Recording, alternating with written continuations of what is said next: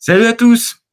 Je suis super content de vous retrouver pour un petit moment Cannes 2025. Bon, là, on est en fin de Cannes 2025. Et bon, on a déjà fait le live avec Serge à la fin du match, à la fin de la finale. Donc, l'idée, c'est de revenir un peu sur cet épisode de fou qui s'est passé pendant cette finale. Et voilà, je suis tout seul aujourd'hui pour en parler parce que faut être clair, Reda qui est sur la chaîne pour l'instant, il n'est pas encore dispo pour pouvoir parler du match. Et bon, on peut le comprendre en tant que supporter marocain, c'est quand même un peu difficile de peut-être de parler. Donc dans quelques jours, il viendra sur la chaîne. Là maintenant, tout de suite, moi j'ai envie de parler de Brahim Diaz parce que je sais pas vous, mais moi de mon côté, Brahim Diaz, c'est complètement dingue en fait ce qui s'est passé entre ça, on va dire, il y a plusieurs choses. Moi, déjà, qui m'ont marqué dans le match, c'est déjà, on va faire dans l'ordre. Je pense qu'on va faire dans l'ordre.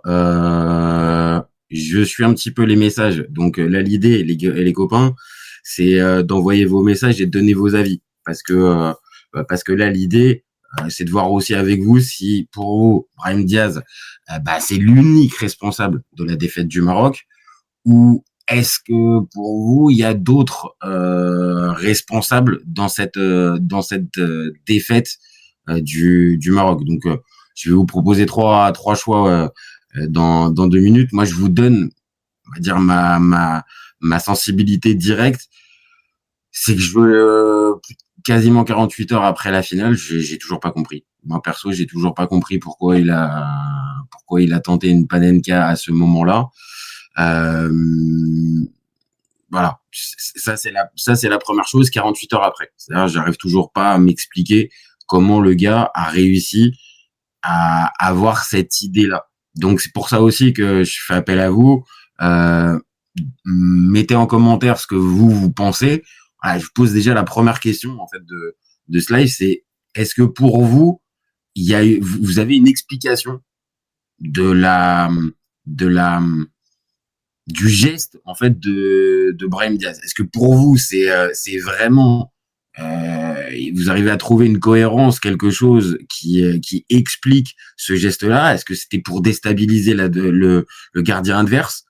Ce qui pourrait s'entendre un peu, on l'a dit à deux trois reprises, comme Zidane en 2006 face à Buffon, ou un peu plus récemment en 2012, il y avait aussi Pirlo qui avait fait ça aussi face à Joe Hart en quart de finale de l'Euro 2012.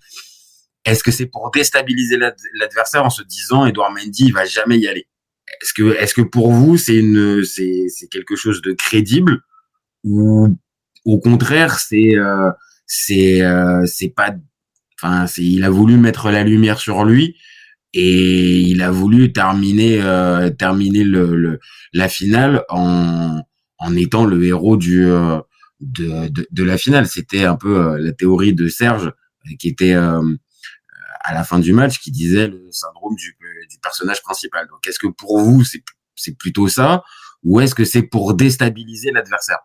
Donc allez-y, hein, je vois il y a du monde sur le live, donc allez-y, donnez vos avis. Est-ce que pour vous c'est un geste, encore une fois je le redis, euh, pour déstabiliser Edouard Mendy, qui peut à ce moment-là s'attendre à tout sauf à une Panenka, puisque si on regarde bien en plus les images au début, on voit bien qu'Edouard Mendy, il part un peu sur le côté gauche. Donc il partait au début sur le côté, mais au final il revient. Donc bon, on va pas redire le geste, il est complètement raté. Ou est-ce que pour vous c'est syndrome du perso principal? Bon, après s'il y a pas de réponse, mais qu'il y a du monde, bon je vais continuer en donnant mon avis. Euh, pour moi, c'est ni le syndrome principal parce que ça correspond pas à Brahim Diaz. Moi, je vous le dis, je l'ai vu à de nombreuses reprises quand il était à l'AC Milan. C'est pas un gars qui a voulu véritablement mettre la lumière sur lui tout le temps, qui voulait être au centre de l'attention, qui voulait être véritablement voilà, comme disait Serge, le personnage principal. Donc moi, j'ai pas cette approche de lui tout le temps où il était au Milan. Il était plutôt au contraire humble.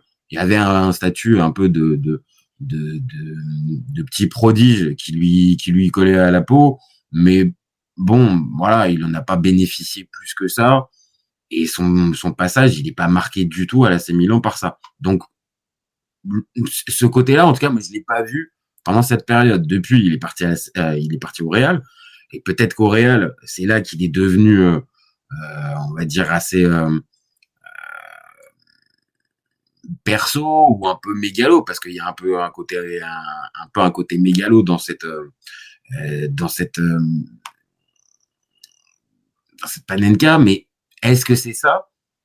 Moi, j'ai pas l'impression, parce que bien qu'il soit au Real, bah, il a jamais été le joueur phare et le joueur majeur. Donc, je pense pas que c'est là qu'il est véritablement changé. Est-ce que c'est parce qu'il est arrivé au Maroc et que, on va dire les choses, ça se dit pas mal sur les réseaux sociaux.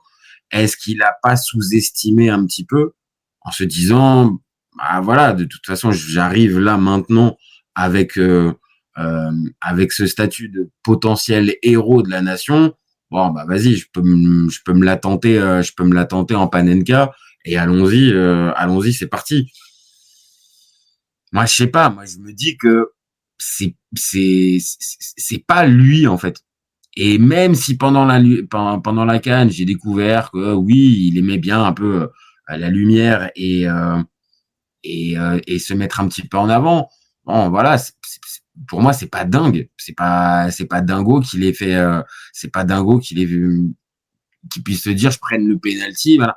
Mais la Panenka, j'avoue, j'en reviens toujours à la même chose. Hein. Je comprends toujours pas. Je comprends toujours pas.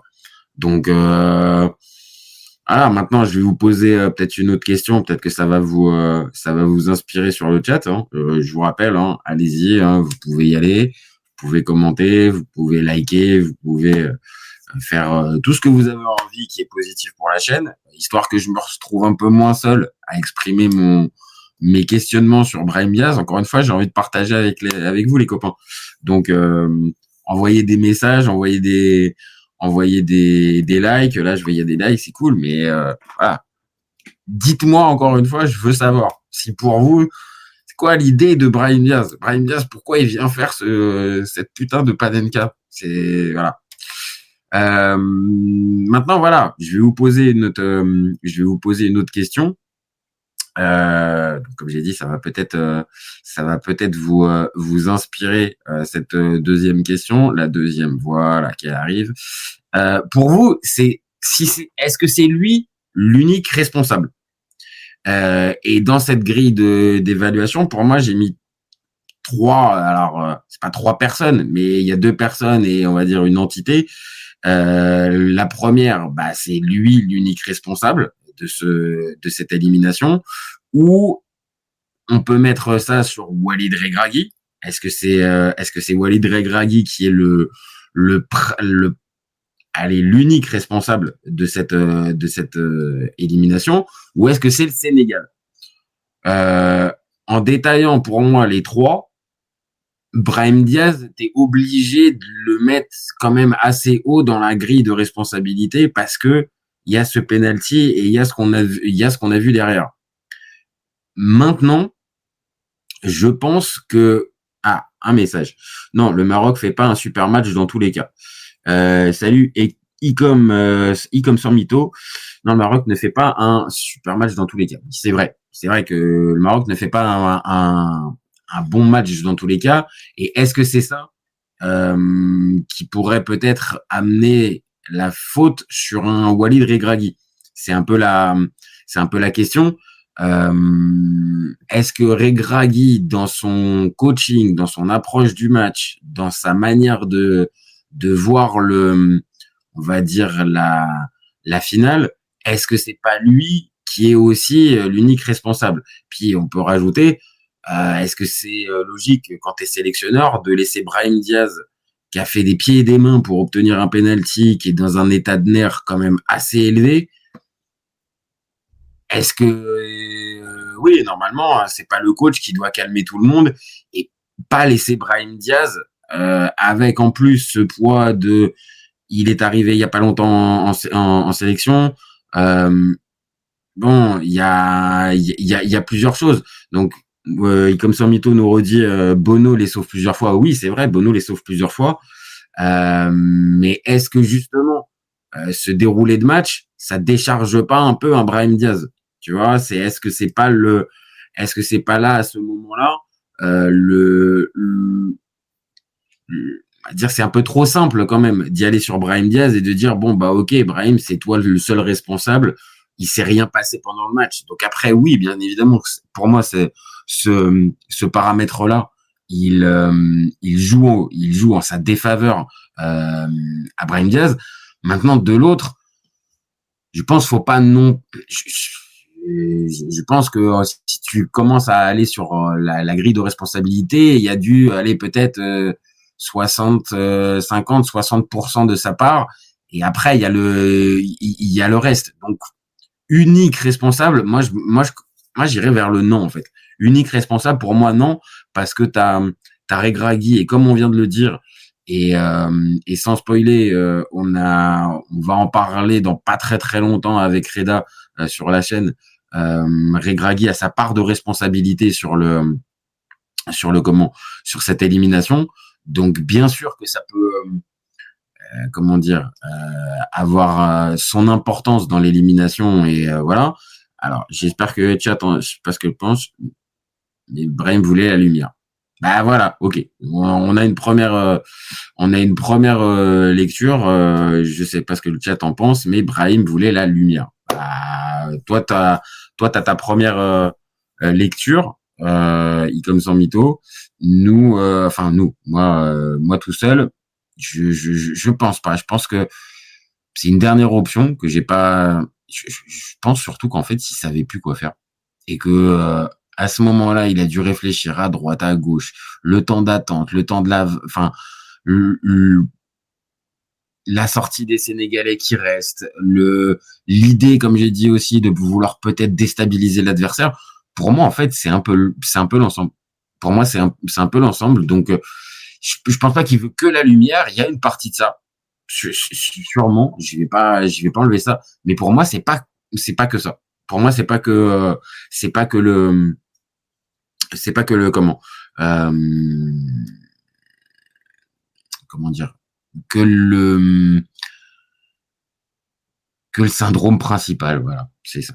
Alors, est-ce que tu penses que Brahim a fait exprès de rater le péno ou pas? Ouais, c'est une des questions qui est posée aussi. Bon, bah, je pense que à chaud, moi, je vous le dis, et je suis très honnête, à chaud, je pensais que Brahim, il avait fait exprès. Mais je pense que j'étais pas dans mon état normal, parce que sinon, en fait, si tu prends un tout petit peu tu redescends un tout petit peu, euh, tu penses que si tu veux le rater, le péno, tu tires à côté, en fait. Et c'est bon, il n'y a pas de débat et c'est fini, on n'en parle plus. Là, le fait que tu tentes la panenka, quand même, à froid, pour moi, c'est impossible. Edouard Mendy le confirme, dit que c'est pas le, c'est pas le comment. C'est pas du tout, c'est impossible en finale de CAN de faire ce genre de truc. Donc peut-être, moi, j'y crois pas, j'y crois pas. Cette histoire de, il a voulu tirer à côté, comme j'ai dit, vraiment, si tu veux rater, en fait, dans ce type de truc, bah déjà qu'elle était complètement foirée, ça paye une cam, mais à la limite, tu la tires au-dessus, en fait. Tu tires au-dessus, et puis bah voilà, il y a même plus de débat au final. Mais non, à mes yeux, non. Et puis de toute façon, tout le monde a l'air de confirmer. Donc non, je pense que c'était à chaud. On s'est peut-être pas tous posé la question, parce qu'il y en a certains, j'en ai parlé à certains, dont un Preux et Signaux qui est sur la chaîne, qui lui de son côté avait vu directement que c'était un geste raté et foiré. Et je pense que là pour le coup, c'est lui qui avait raison et beaucoup ont ressorti le truc. Donc non, il fait pas exprès. Il rate vraiment son geste. Et pour en revenir à la question qui est posée, c'est est-ce que Regragui, est-ce que c'est pas lui l'unique responsable?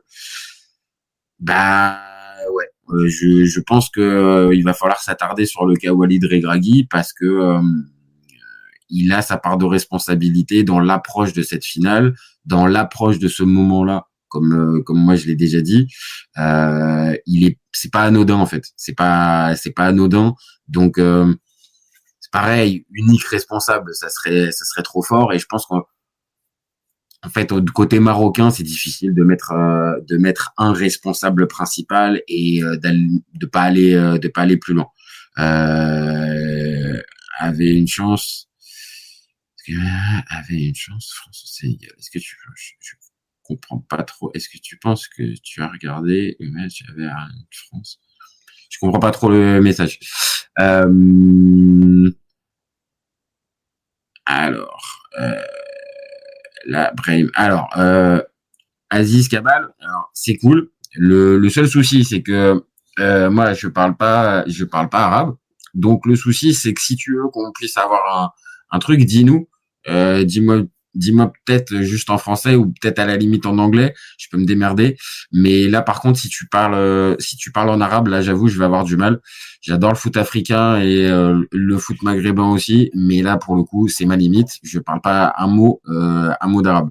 Donc dis-nous ce que tu voulais dire sur Brahim et dis-nous aussi si tu penses que c'est lui l'unique responsable ou c'est Regragui ou les derniers.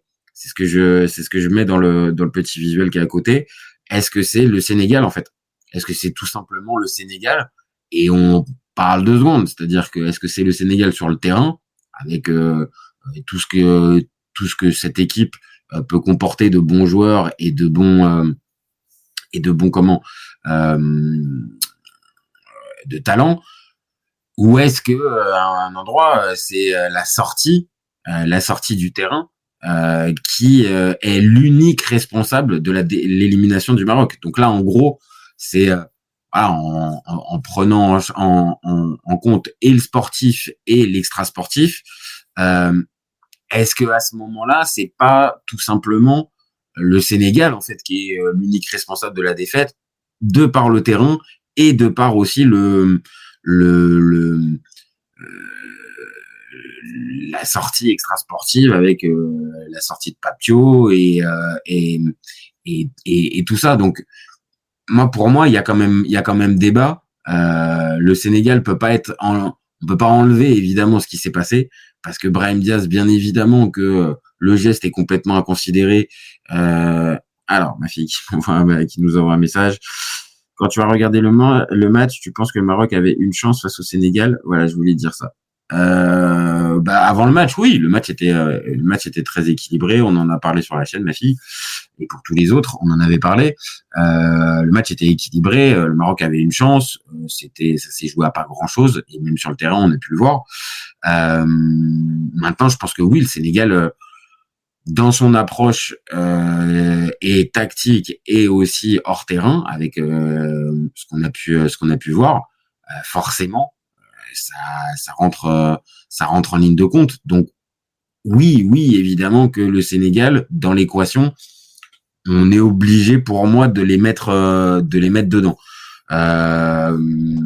Maintenant, voilà.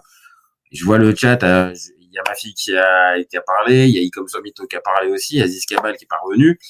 Les copains, encore une fois, moi j'ai besoin de vous. Non, Emilion, non, il n'est pas responsable. Donc, alors pour Mostafinho, pardon, non, Emilion, non, il n'est pas responsable. Donc pour toi, il n'est pas responsable, c'est pas lui l'unique responsable. Voilà, ça fait un autre son de cloche. Donc dis-nous dans le chat aussi, pareil, pour toi, qui est le responsable? C'est Regragui pour toi, ou c'est l'arbitrage, ou c'est l'ensemble? Voilà, moi j'essaie de pas trop rester sur l'arbitrage parce que voilà, vous le savez un peu si vous suivez la chaîne. Nous, l'idée c'est quand même de parler du terrain et le hors terrain c'est quand même pas trop notre tasse de thé. Maintenant, voilà, on est obligé là quand on évoque le sujet Brahim Diaz, on est bien obligé à un endroit de d'évoquer l'extra sportif. Sinon, c'est pas C'est-à-dire c'est biaiser une partie une partie du débat. Donc oui, l'extra sportif a joué, la sortie du Sénégal a joué. Maintenant, après, c'est la grande question en fait. Est-ce que Brahim Diaz, voilà, c'est un peu la question qui suit, parce que est-ce que Brahim Diaz maintenant il va pouvoir continuer à porter le maillot du Maroc? Parce que là, c'est pas la question qui est posée réellement. Je vais vous montrer le Zinedine Zidane Lay. Alors, Fawzi Talbi, ouais, cool. Mais alors, pour le coup, Zinedine Zidane, je sais pas si je vois pas. Dis-nous, je vois pas ce qu'il a à faire. Mais dis-nous, hein, explique-nous en commentaire. Mais je vois pas trop. Je vois pas trop. Pour en revenir à ça, je vais vous partager le post de l'ami Brahim Diaz. Il est là, normalement, le post. Voilà, le post, c'est ça. Et alors, comme je suis plutôt bien, je me suis mis la traduction. Donc, c'est hier, j'ai échoué et j'en assume l'entière responsabilité. Je vous présente mes excuses les plus sincères. J'ai le cœur brisé. J'ai rêvé de ce titre à tout votre amour, chaque message, chaque témoignage de soutien qui m'a fait sentir que je n'étais pas seul. Je me suis battu de toutes mes forces avec mon cœur avant tout. La guérison sera difficile car cette blessure ne se referme pas facilement, mais je vais essayer. Non pas pour moi, mais pour tous ceux qui ont cru en moi et pour tous ceux qui ont souffert avec moi. Je continuerai jusqu'à ce qu'un jour je puisse vous rendre tout cet amour et être une source de fierté pour tout le peuple marocain. Donc là, on va pas se mentir, l'ami Ibrahim, il est quand même un petit peu en train de préparer la suite, parce que c'est un peu ça aussi la question. Que vous soyez supporter marocain ou pas, dites-moi aussi pareil hein, dans le chat. Est-ce que pour vous, Brahim Diaz, là, ça va être compliqué pour lui la suite en sélection, ou est-ce que là, on peut lui donner une seconde chance malgré ce qui s'est passé, parce qu'il faut pas non plus oublier le tournoi qu'il fait. Je la replace quand même. Il fait quand même, il marque 5 buts pour les 5 premiers matchs. Il est décisif, il est important. Donc est-ce qu'on peut lui donner une seconde chance? Moi j'aurais tendance à dire oui, parce que j'ai aussi un peu de tendresse pour le garçon. Mais est-ce que véritablement on peut lui laisser on va dire une seconde chance? Je sais pas. C'est un petit peu compliqué de comment dire, de lui donner carte blanche directe, mais de l'autre, bah, il a apporté, je pense, sur le terrain. Peut-être pas sur la finale parce qu'il est vraiment pas bon, mais par la suite, bon, je trouve quand même qu'il avant la demi-finale est pas génial, mais tout son premier tour et les 2 premiers matchs à élimination directe, il est bon. Donc il y a pas tout acheté. Maintenant, est-ce que l'attitude de ce penalty à ce moment-là raté, est-ce que pour vous c'est fin du game pour Brahim Diaz avec la sélection? En tout cas pour les supporters. Je pense que pour Walid Regragui, ça va pas changer. Je pense pas qu'il va l'enlever vu qu'il a eu l'air de le protéger. Enfin, de le protéger. En tout cas, il l'a pas enfoncé. Il lui a pas fait une Gérard Rouillet V6 David Ginola. Ça, c'est pour les plus anciens. Petite dédicace pour toi après les signaux. Je pense que Brahim Diaz, voilà, on va pas l'enlever, il va pas disparaître de la sélection. Maintenant, est-ce que les supporters marocains, et s'il y en a sur le chat ou pareil, s'il y a pas de supporters marocains, dites-nous dans le chat. Est-ce que pour vous là, c'est cuit là? Est-ce que pour vous là, c'est mort, c'est terminé? Il dit l'équipe du Maroc, il peut plus y aller. Moi, je vous le dis, non. Moi, pour moi, c'est pas la fin du game. Ça va être compliqué. Il risque d'essuyer des sifflets. Il risque de se faire malmener. Ça, je mens pas. Mais je crois pas à on va dire que sa dernière sélection, c'était dimanche face au Sénégal. Donc, voilà. Maintenant, falloir ramer. Ça c'est un petit peu ça le problème pour Brahim. Maintenant, voilà, s'il y a pas d'autres comment réactions sur le chat, je pense que j'ai un peu tout dit. Vous m'avez pas trop aidé, hein, quand même, hein, les copains. Hein. Il y a ma fille qui a aidé un petit peu, qui a mis 2 messages, mais il y a Icom sans mytho qui nous a envoyé des messages au début, mais là, bon, j'ai pas grand chose, donc voilà, je voulais partager avec vous un petit peu mon interrogation sur le sujet Brahim Diaz. Un message. La faute du coach qui devait lui parler ou comment tirer au moment de la sortie des joueurs sénégalais, étant donné les circonstances, Brahim est très sensible. Moulay Youssef Irissa. Je sais pas, j'ai dû écorcher ton nom, je suis désolé, mais je suis assez d'accord avec toi. Je l'ai dit au début du live. Je pense que le coach est responsable du choix du tireur à ce moment-là. Alors il y a des moments où c'est pas le cas.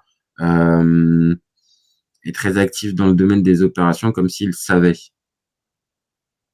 Tu parles alors Faouz Talbi. Tu nous parles de Zidane encore? Je comprends pas. Parce que tu nous dis est très actif dans le domaine des opérations comme s'il savait. Je sais pas. J'arrive pas à bien piger ton message. Mais là, je vais répondre à Youssef. On a vu des joueurs qui se prenaient la tête pour aller prendre un penalty. Mais généralement, il n'y a pas des polémiques comme là, il y a pu avoir. Là, le penalty, entre le moment où l'arbitre décide le penalty et où il va être tiré, il y a un temps énorme. Et pour moi, Regragui, il doit absolument gérer cette situation correctement et pas laisser Brahim Diaz qui a fait n'importe quoi au début. On lui en veut un peu, c'est normal, mais ça va passer. Ok. Je pense que c'est ça aussi. Je pense que je suis assez d'accord. Il faut lui laisser du temps. AM, H, alors AM, H, F, EIN. Voilà, j'ai eu du mal pour donner ton pseudo, mais oui. Je pense que ça lui en veut un peu là maintenant, mais il faudrait doser et pas le tricard complètement. Mais pour terminer, oui, sur le choix de Regragui, donc pour finir de répondre à Youssef, ouais, je pense que Regragui, il est responsable dedans. Et est-ce que pour toi le coaching a aussi une part de responsabilité? Dis-nous, Youssef aussi, si c'est le cas. Du temps aux supporters aussi. Ouais, c'est ce que tu nous redis à M. Je pense que oui. On parle du hors-jeu non signalé avant le corner du penalty ou on continue de faire les hypocrites? Amine Bouchebio. Écoute, l'idée, Amine, c'est vraiment, on n'est pas là pour revenir sur l'arbitrage. L'arbitrage, nous, on en a parlé, si tu veux. On a fait un débrief dessus le soir de la finale. L'arbitrage, il peut se discuter, mais là, c'est même plus l'idée. Je comprends ce que tu as envie de dire. Peut-être que c'était irrégulier au moment de l'action, et peut-être. Mais là, c'est vraiment, on se concentre sur Brahim et sur le geste qu'il a fait. Et alors, Fauzi, oui, combien de pénalités les arbitres ont-ils infligé pour Brahim? C'est-à-dire les pénalités, je vois pas. Hakimi aussi aurait dû le tirer. Le coach et le capitaine. Ouais, je suis d'accord. Fauzi, tu sous-entends quoi, Fauzi? C'est-à-dire qu'il aurait dû avoir plus de penalty ou au contraire, c'était pas assez? C'est quoi? C'était ironique. AM, je suis d'accord. Hakimi, faut poser la question d'Hakimi. Maintenant, les supporters marocains vont mieux répondre que moi. Je pense que Hakimi, il a eu un échec en 2023 contre l'Afrique du Sud, et j'ai eu l'impression qu'à ce moment-là, il n'a pas trop eu envie d'y aller, Achraf. Donc oui, maintenant, factuellement, c'est le capitaine, c'est le Ballon d'Or africain, donc ça serait pas déconnant du tout que ça soit lui qui prenne ses responsabilités.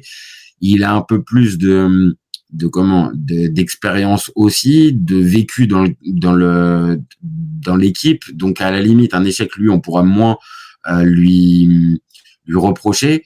Donc ouais, Hakimi, ça aurait pu. Je suis assez d'accord. On peut poser la question d'Hakimi. Et après, est-ce qu'il y avait d'autres joueurs? Je vois pas d'autres qui avaient soit la légitimité comme Brahim qui faisait un super bon tournoi, ou Hakimi. Sinon, sur le terrain, je vois personne. Si, peut-être En-Nesyri. Après, Nessiri, il y en a certains qui disent qu'il voulait tirer le penalty et Diaz lui a pris le ballon. C'est vrai, t'as raison, Aim, de le repréciser. Il le prend le ballon, c'est vrai. Non, mais là c'est l'erreur vraiment majeure de Brahim, c'est d'avoir voulu absolument le tirer.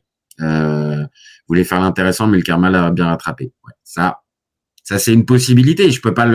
On peut pas l'enlever. Que le karma l'ait rattrapé et qu'à un moment donné, il est, on va dire, été rattrapé par son excès, soit d'individualisme ou de volonté de se mettre en avant. Ouais, on peut pas l'enlever. On peut pas enlever cette possibilité-là. Maintenant, moi, je reste sur l'idée de départ. Je pense qu'il savait plus du tout quoi faire. Et que la Panenka, ça peut être été le 10e ou 12e choix qu'il a fait. Il a dû changer plein de fois et il a choisi à ce moment-là. Et il a dû se dire à un endroit, je vais peut-être le déstabiliser en faisant une Panenka. Il va pas jamais penser que je vais tenter une Panenka. Mais j'entends très bien ceux qui peuvent le dire. Et c'est pour ça que je posais aussi la question. Voilà, maintenant, il y a Salia El Aouli, 656, qui dit il l'a fait exprès. Je pense pas. Moi, j'y crois pas. Je l'ai dit tout à l'heure. Pour moi, si tu veux véritablement louper un penalty, tu tires pas un Panenka. Tu vas direct, t'envoies une frappe à côté, quoi. En fait, une frappe à côté, un ras de terre qui tient pas et c'est vite vu. Donc non, pour moi, j'y crois pas à ça. Voilà. Peut-être que vous avez raison. Je sais plus qui le disait. C'est AM qui disait qu'il fallait lui laisser peut-être du temps. Ouais, c'est peut-être ça qu'il va falloir. Mais maintenant, on le sait aussi. Du temps, il y en a pas beaucoup. La Coupe du Monde, ça arrive vite. Donc, difficile peut-être de lui laisser ce temps nécessaire. Mais en tout cas, moi, de l'extérieur, je suis pas supporter marocain, mais je lui laisserai quand même un tout petit peu de temps et une seconde chance. Voilà.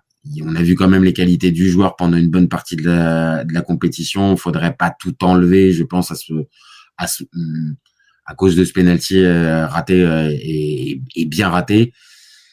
Mais voilà. Je pense que on en a bien parlé, les copains. Merci. Vous m'avez donné un peu votre sensibilité. Ça fait une petite ça fait quasiment 40 minutes qu'on est en live, donc je pense qu'on va s'arrêter là. De toute façon, ce sujet-là va vite revenir sur la chaîne parce que on va en parler avec Reda. Je l'ai déjà dit à plusieurs reprises pendant le live. On va en parler avec Reda et plus en profondeur et Dre Gragui. Là, il sait pas tirer le Panenka. Oui.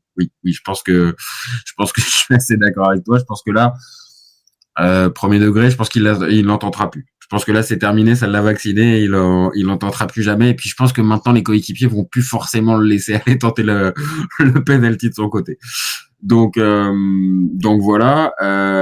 Et voilà, ce que je disais tout à l'heure. Voilà, pour terminer, on va faire un vrai débrief avec Reda dans les prochains jours sur Regragui, sur le coaching, et on reviendra aussi un petit peu plus de manière posée sur cette affaire Brahim Diaz avec un supporter marocain et avec un petit peu de